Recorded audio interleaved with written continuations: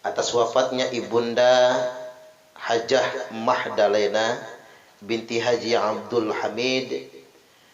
Semoga dengan doa kita semua berwasilah dengan semua amal soleh yang kita kerjakan malam ini, almarhumah diampuni segala dosa-dosanya, dihapuskan segala kesalahannya, dilipat gandakan pahala amal kebaikannya, saat ini diluaskan di kuburnya, dan di akhiratnya nanti dimasukkan ke dalam surganya Allah kekal abadi selama-lamanya. Allahumma amin. Baik bapak-bapak, silahkan kuenya dimakan, airnya diminum, rokoknya diudut, nggak apa-apa, daripada ngantuk ya. Pada kesempatan kali ini di masa pandemi COVID-19, mudah-mudahan kita ini nggak kena corona lah yang di sini. Walaupun nggak ada physical distancing, biasanya yang nggak pernah salaman malah kena corona, Pak. Kita yang jojong-jojong aja ini malah aman-aman aja. Ya walaupun jangan songong gitu. Saya juga kalau seandainya bisa ceramah pakai masker, ya pakai masker. Apalagi saya ini lagi batuk kering. Batuk kering ini kalau bahasa orang Palembang itu batuk kanji. Karena dibatukkan nggak ada dahaknya. Jadi kosong Pak, nggak dapat apa-apa. Cuman saya minta izin nanti kalau batuk nggak usah khawatir, nggak corona. Dan saya tidak pakaikan masker, karena kalau ceramah sambil pakai masker lama-lama bau jigong. Nanti saya keracunan jigong saya sendiri. Kan karbon dioksida. Baik bapak-bapak rahimakumullah, di momentum 40 hari pasca wafatnya Ibunda Hajah Mahdalena, saya hendak menyampaikan bahwasanya ada yang terbaik hadiah yang bisa kita berikan buat orang mati, yakni doa dan sedekah. Berdasarkan sabda Nabi sallallahu alaihi wasallam, ad-du'a was shadaqatu hadiyatan ilal mauta. Doa dan sedekah itu adalah hadiah untuk orang mati. Jadi hadiah yang terbaik untuk orang mati adalah doa dan bersedekah. Jadi mohon maaf, bukan dikijing mewah-mewah. Walaupun bapak-bapak bikin kijing mewah, marmer paling mahal, diimpor dari Spanyol, mungkin harganya sampai 2 miliar. Karena yang bawa Lionel Messi sama Ronaldo, itu yang bikin mahal Pak. Nggak ngaruh buat orang mati. Termasuk belagak-belagaknya orang zaman sekarang, musim papan bunga. Kalau ada orang mati kan pakai papan bunga, apalagi yang mati pejabat, berderet panjang betul. Itu sebetulnya nggak ngaruh buat orang mati. Ngaruhnya buat yang hidup, buat hiburan lah, menyenangkan, menggembirakan. Tapi kalau buat yang mati nggak ngaruh sama sekali. Termasuk kita datang ke kuburan, kalau cuman ngoret nggak ngaruh. Tapi kalau kita berdoa, baca Yasin di kubur, nggak kadang baca kulhu 11 kali, atau setidaknya baca Al-Fatihah, ngaruh buat ahli kubur itu. Atau kita bersedekah yang pahalanya dihadiahkan kepadanya. Maka ada cerita mantu ziarah kubur makam mertua, cuman bawa arit membabat rumputnya, nggak baca apa-apa lalu pulang. Mertuanya manggil dari dalam kuburan, mantu edan, gua nggak butuh arit lo, gua butuh doa, saya butuh sedekah, saya butuh bacaan Al-Qur'anmu. Jadi saya tegaskan, doa dan sedekah adalah hadiah terbaik buat orang mati. Ini hadis yang meriwayatkannya Umar bin Khattab radhiyallahu an. Maka Umar kemudian menjelaskan habis itu, as-shadaqatu ba'da dafni, sedekah yang dikeluarkan setelah penguburan akan kekal bertahan manfaat pahalanya sampai 3 hari untuk si ahli kubur. Sedekah pada hari ketiga akan bertahan pahalanya sampai 7 hari. Sedekah pada hari ke-7 akan bertahan pahalanya sampai 25 hari. Cuman kita ini nggak biasa pakai selawean sih. Mulai sekarang coba Pak pakai selawean ya. Jangan loncat ke 40. Karena keterangan Umar bin Khattabnya sampai selawe. Kalau di Menggala selawean Pak.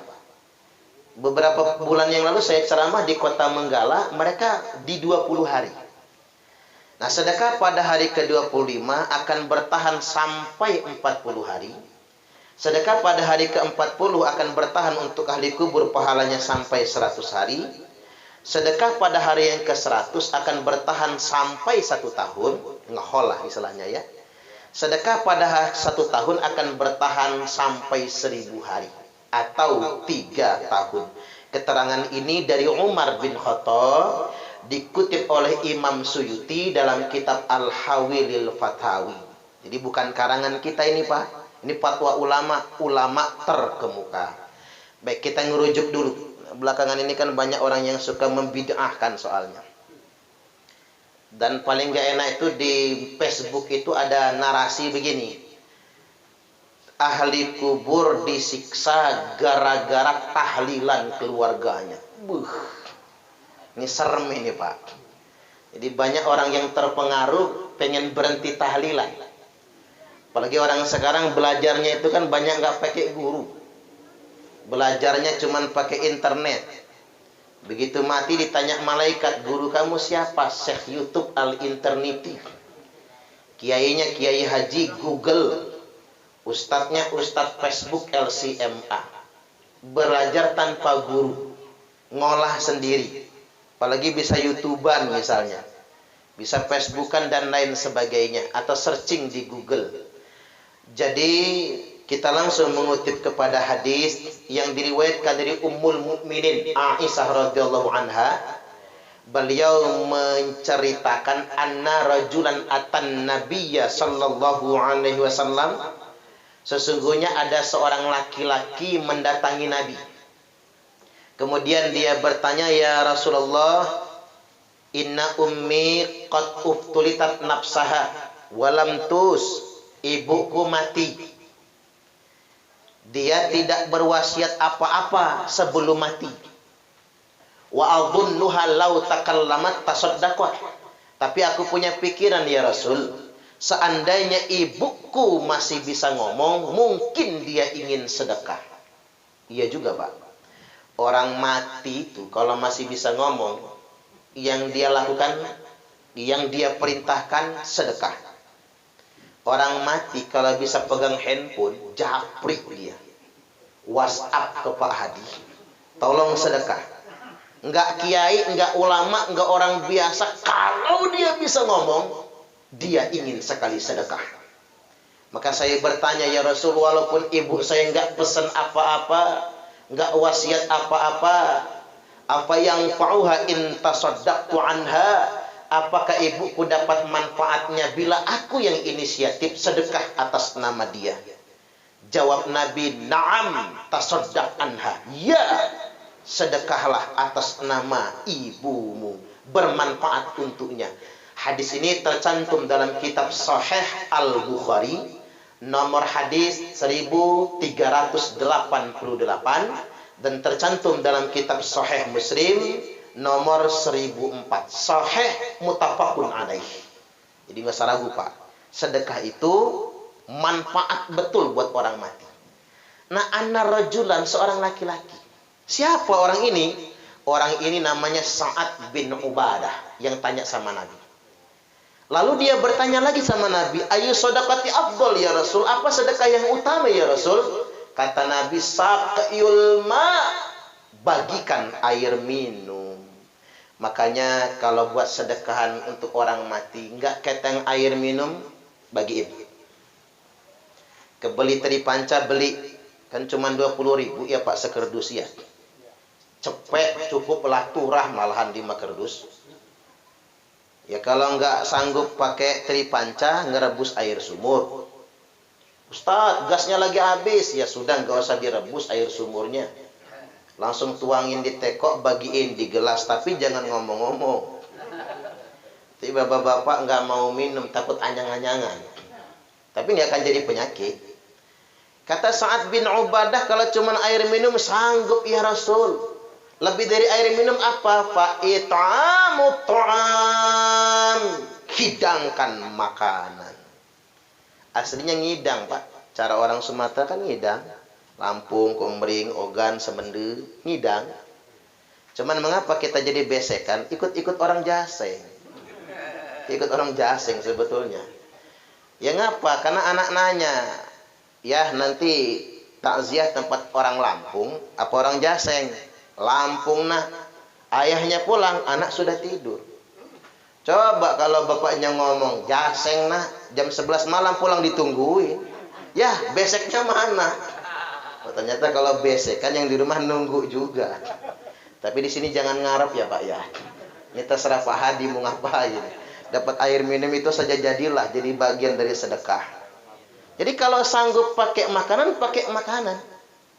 Makanya kalau orang dulu ngidang bahkan sampai ada yang mengharamkan apa Pak? Nyembelih kambing kebo. Oh, kebiasaan orang dulu kan begitu. Kalau sedekahan orang meninggal itu nyembelih kebo, nyembelih sapi. Sebetulnya itu ada hadisnya.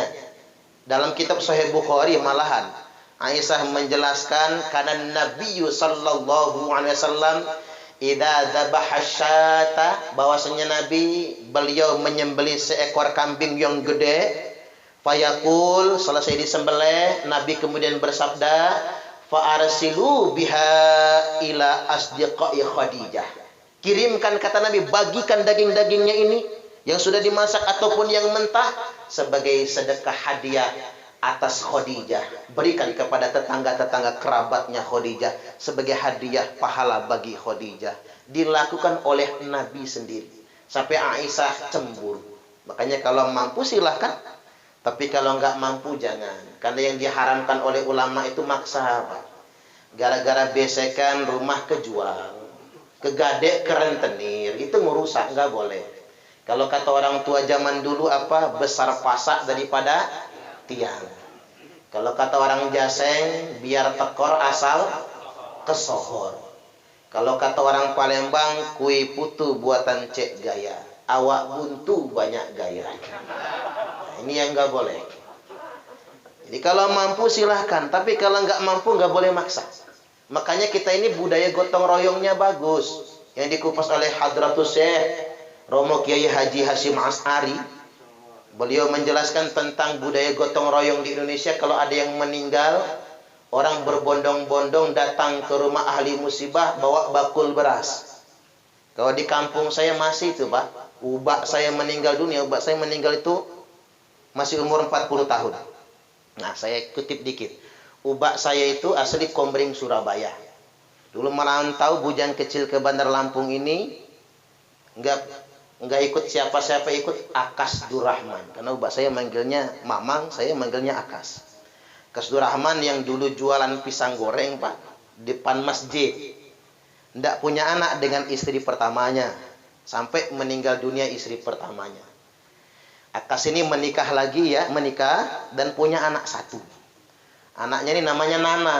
Sudah saya temuin di Karangsari sana. Sudah sering saya kunjungi. Si Nana ini sekarang sudah punya anak satu. Dia menikah di usia belia. Dan ibunya juga tunanetra ya.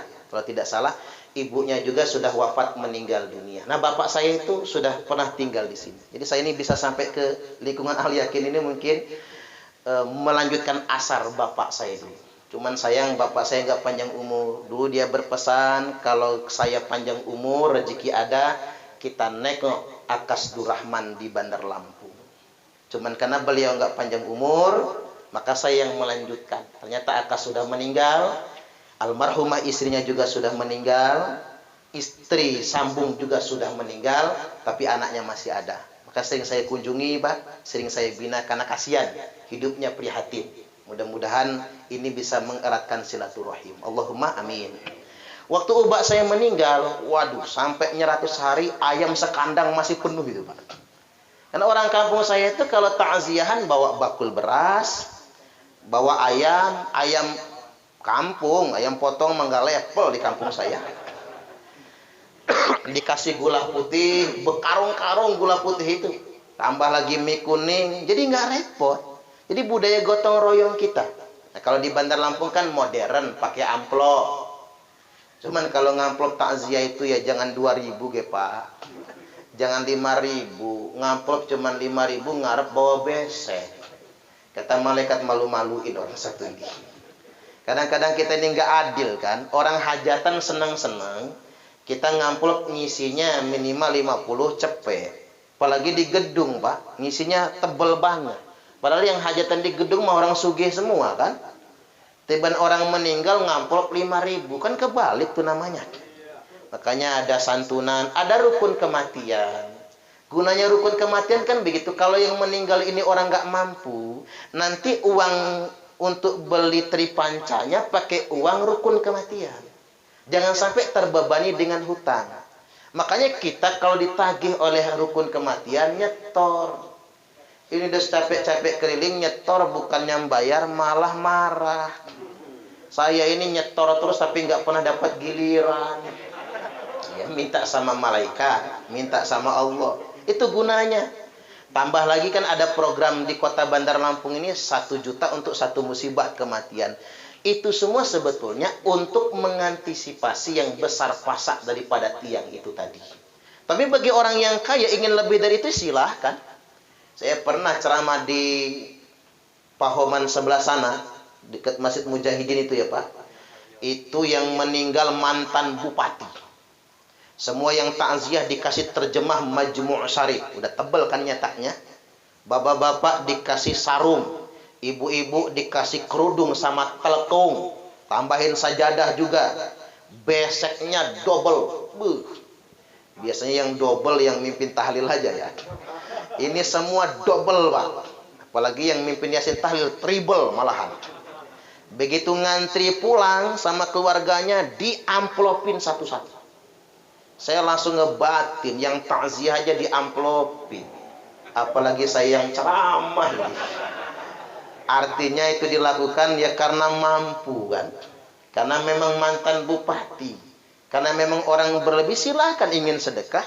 Nggak jadi masalah yang sedemikian rupa. Jadi yang dilarang oleh ulama itu yang memaksakan. Nah ini saya ingin klarifikasi yang omongan orang ahli kubur disiksa gara-gara tahlilan. Ini kan kadang-kadang kita cuma baca judul. Apalagi orang yang nggak pernah mondok, baca judul ketakutan. Jadi berhenti tahlilan. Saya coba telusuri, saya baca apa sih dalil dia yang mengatakan ahli kubur disiksa gara-gara tahlilan. Orang mengucapkan kalimat tahlil itu diharamkan masuk neraka. Loh kok bisa? Gara-gara kalimat tahlil orang kemudian masuk neraka. Ternyata dalilnya begini Pak. Memang hadis sahih Bukhari Muslim muttafaqun alaih. Innal mauta yu'adzabu bibukai ahlihi alaih. Sesungguhnya orang mati akan diazab di kuburnya gara-gara tangisan ratapan keluarganya. Ya iyalah. Ini bukan tahlilan, ratapan. Imam Nawawi mensyarah hadis ini. Apa penjelasannya kata Imam Nawawi? Ratapan itu ada 3 yang menyebabkan ahli kubur disiksa. 1, menangis sambil membentur-benturkan kepala dan menampar-nampar wajah. Yang kedua, mencukur-cukur rambut secara acak. Yang ketiga, merobek-robek pakaian. Perasaan malam ini nggak ada yang jedut-jedutin pala. Nggak ada yang ngerobek pakaian. Tidak ada yang mencukur rambut secara acak. Tidak ada. Kita semua malah berdoa, berzikir kepada Allah. Sama sekali tidak ada kaitannya dengan itu semua. Jadi saya ingin tegaskan pada kesempatan malam ini. Sedekah atas dasar kelonggaran dan keikhlasan manfaat buat orang mati. Cuman kalau nggak ikhlas jangan Pak. Ngapain besek-besekan bikin repot aja umpama nih. Kalau bapak-bapak punya pendapat kayak gitu jangan kerjakan. Karena kalau dikerjakan itu sama saja tidak ikhlas dan sia-sia saja. Nah seandainya sampai sedekah bentuk itu tidak sanggup, ada sedekah bentuk yang lain. Yakni sedekah pahala bacaan Al-Quran. Inilah sebabnya Imam Syafi'i berfatwa wa yustahabbu ayyuqra'a indahu syai'un minal Qur'an. Alangkah baiknya disunahkan hukumnya agar membaca di samping kubur itu suatu surat atau suatu ayat dari Al-Qur'an. Wa in khatamul Qur'ana kullahu, dan apabila